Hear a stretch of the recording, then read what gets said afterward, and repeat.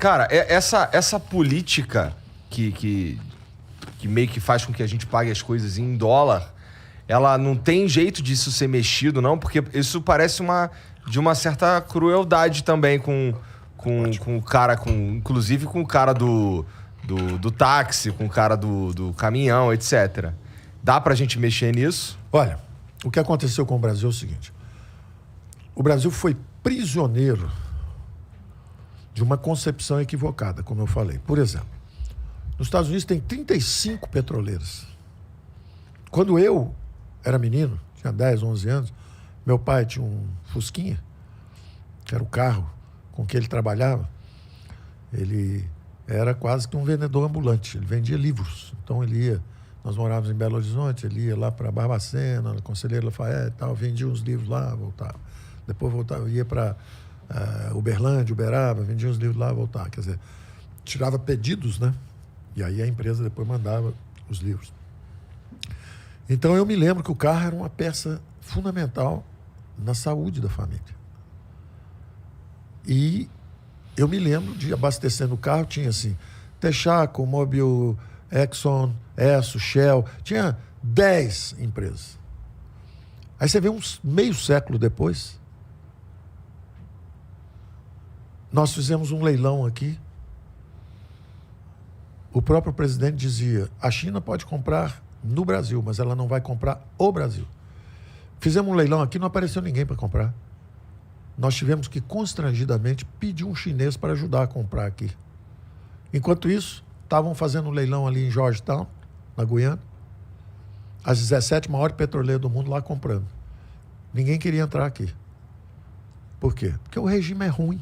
Porque nós somos prisioneiros de um modelo equivocado. É o que a gente chama de monopólios verticalizados. A Eletrobras controlava a geração de energia, a transmissão de energia e a distribuição de energia. A Petrobras controla a exploração do petróleo, o transporte do petróleo e a distribuição do petróleo. Então, o resultado: o petróleo está lá embaixo da terra. Enquanto isso, um deserto, que era a Arábia, o mundo árabe, vai lá ver Dubai, vai ver aquilo, a quantidade de riqueza que eles criaram lá. Porque eles tiram o petróleo rápido do chão e transformam em riqueza. Nós tínhamos que tirar esse petróleo rápido, enquanto vale alguma coisa, porque pode ser que daqui a 10, 15 anos seja tudo elétrico, e aí nós vamos ficar sentados em cima.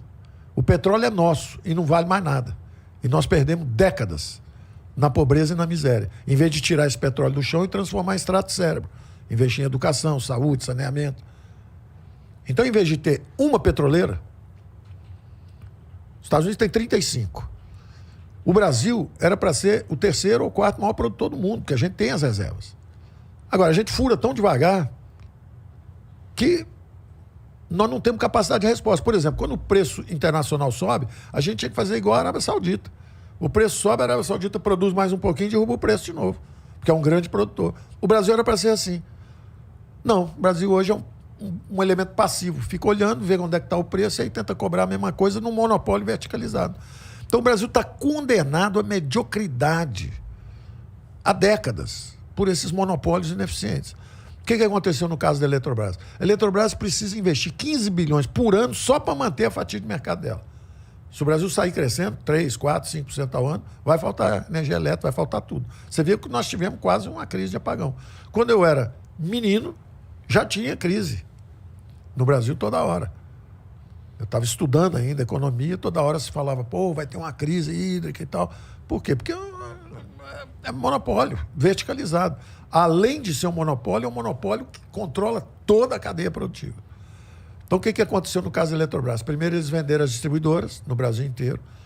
Extraordinária, excelente medida. E hoje ela tem só 33%, 36%, ela tem um pouco mais de um terço só. Ou seja, nós não somos escravos de uma empresa só. Tem uma porção de gente produzindo.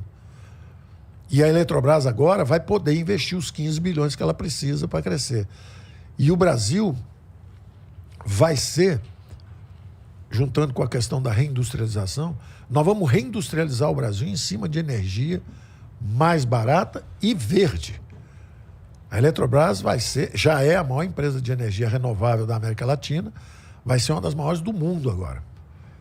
Então, o Brasil vai fazer Falando realmente... de parque eólico. Tudo, vem com tudo, vem com tudo. Parque eólico, esse troço vem com tudo. Então, vem de um lado, nós vamos fazer uma transição da economia cinza, como a gente chama, para a economia verde. Tem a economia do petróleo, que é a suja. Aí nós vamos para a cinza devagarzinho, que é o gás natural, a energia de transição.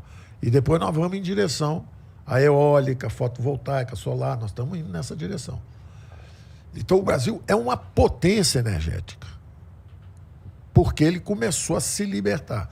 E falta a Petrobras a mesma coisa. A Petrobras é a mesma coisa, ela tinha o controle de tudo. Como eu disse, eu via 5, 6, 7 postos competindo para ver quem oferecia o petróleo mais barato.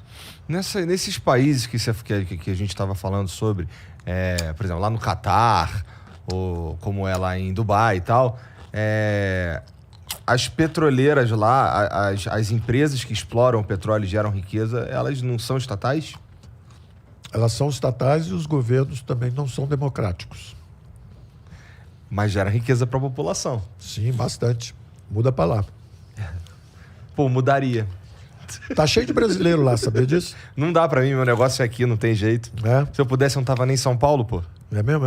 Pô, você tá com um sonho realmente grande, hein, de voo, quer voar longe, hein? Não, eu queria morar em Curitiba. Mas tudo bem, vamos voltar ao ponto. Você imagina que... Você sabe que lá a população... Não, bom, deixa, depois isso é outro papo. Vamos voltar para nossa conversa. Então é o seguinte, esses monopólios verticalizados, eles têm um grande defeito. Primeiro, eles exploram a população. Usam o seu poder de monopólio, seu poder de... exploram a população, cobram preços que são irreais. E segundo, e mais grave, eles impedem o investimento do competidor. Porque cada um desses monopólios brasileiros... Garantido por lei, tem uma bancada em Brasília forte. Forte. Porque eles têm muito dinheiro, muito recurso. E nessa bancada tem a turma que é ingênua, acredita que é um bom modelo, e tem a turma que é interessada mesmo. E que... Bom, basicamente... Vocês ouviram falar num negócio chamado Petrolão? Sim. Sabe? Ouviram falar num negócio chamado Mensalão também? Não, a Petrobras, ela nos últimos anos aí... Ouviram falar nos problemas lá também do BNDES, da Caixa Econômica? Ouviram falar nisso tudo, né? Pois é. Porque tem gente que acha que isso tudo foi ficção, nada disso aconteceu. Não, assim, se você for falar pra mim que estatais são uma abertura para que haja corrupção, eu concordo contigo 100%. O meu ponto, na verdade, é que assim, eu não sei se a gente de fato ganha se a gente privatiza a Petrobras, que é o que me parece que você está sugerindo. Não, deixa eu dizer uma coisa. Eu, quando vim, como um bom liberal, me perguntava assim, o que você quer privatizar? Eu falava assim, todas. Sim. A resposta é simples, porque ela mostra a direção que você gostaria de ir. Agora, quem decide é o presidente, quem tem voto é o presidente, ele é que decide. Claro. Mas quem não é o ministro, é o Paulo Guedes. Exatamente, mas o que eu digo sempre, não é? O que eu digo sempre é o seguinte, vamos botar o Estado para fazer as coisas mais nobres, né? Por exemplo, você ajudar a reduzir a pobreza, remover a pobreza do Brasil é muito nobre. Educação, a grande qualidade... O Japão não tinha recursos naturais, não tinha nada. Não tem petróleo, não tem minério, não tem nada. O Japão é uma faixa de terra pequenininha, com um tempo horrível, né? Volta e meia tem tsunami, tem terremoto, tem tudo. E cada vez que um japonês nasce, o outro cai dentro d'água, porque a densidade populacional, o país é estreito. Sim. E como é que os caras conseguem fazer um milagre, de repente, um milagre econômico e cresce? Aí o coreano olha para aquilo, Coreia do Sul, faz igual, vem atrás. Aí agora vem o chinês, vem atrás também. Então está todo mundo vindo atrás. Os caras entraram no mercado global e começaram a competir, foram integrando as suas economias ao grande organismo mundial de economias integradas. Isso é o que aconteceu. Pois bem, o Brasil perdeu historicamente essas oportunidades. O Brasil perdeu muitas oportunidades. É uma condenação histórica. Já passou, você está dizendo. Não, da industrialização antiga, sim. Mas abriu-se uma oportunidade extraordinária agora. Extraordinária. O Brasil está numa posição...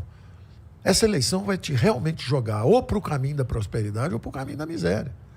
Porque abriu-se uma oportunidade extraordinária agora no Brasil. O que aconteceu?